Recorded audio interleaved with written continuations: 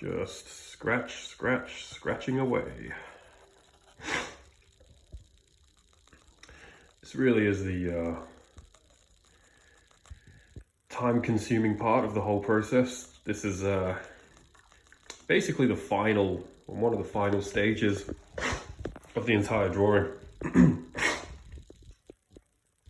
Sorry about my voice. I was sick the past few days. Feeling much better now, but I'm a bit stuffy, so my voice is a bit messed up.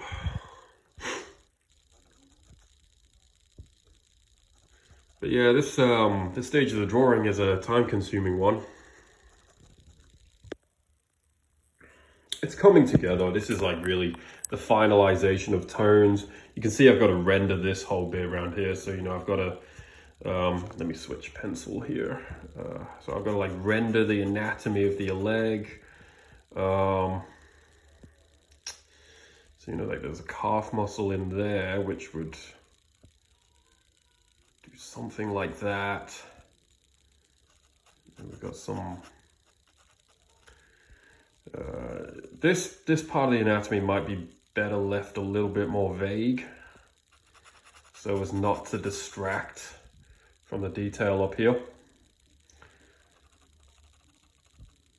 But yeah, it's pretty tricky. Like drawing anatomy from imagination, it's a lot to remember. And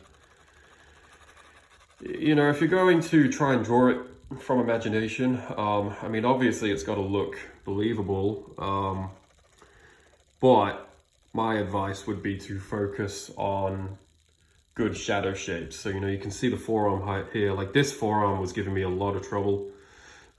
So, you know, I know that there's a muscle there somewhere. And, you know, I can also look at my own arm to see where the anatomy should go. But there's a muscle there. And, you know, the forearm looks different depending on the position. So, you know, if the hand is turned this way, then the muscles kind of look different. But as you rotate it, there's a bone, which I think is it's either the ulnar or the radial bone. I can't actually remember, but it twists over and the anatomy looks different. And so the muscles kind of stretch across. But rather than getting too fixated on what's accurate and what's not, you're better off trying to make really cool shadow shapes. So you just keep the basic muscles in mind, you know, like the bicep here, and there's the tricep that might just be poking out from under it. And then you just design your shadow shapes with that in mind. I've got to refine this hand a little bit more. I'm being very careful with that because it's looking okay now, but a few days ago that was actually looking pretty terrible. So this hand looks better. I'm just gonna kind of maybe increase the tone of the palm of the hand there, just to kind of get a bit more contrast happening in there to kind of highlight some of those muscle shapes in the palm. That just makes that form a little bit more readable.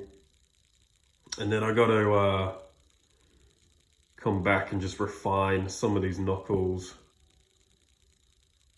I might redraw those even.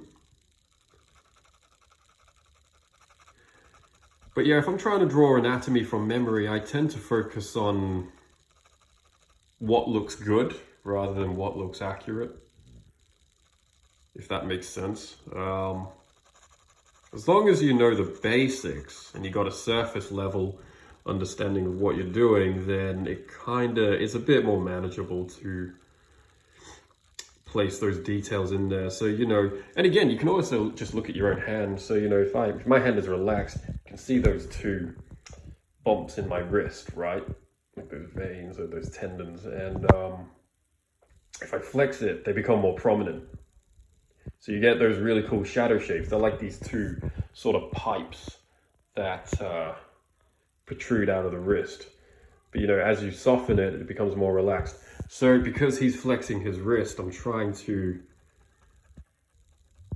sort of just increase the shadow shapes in here a little bit. But Anatomy is kind of hard to render. You don't want to go overboard with it. You're really just picking certain bits out, bits that you think will improve the drawing and not mess it up.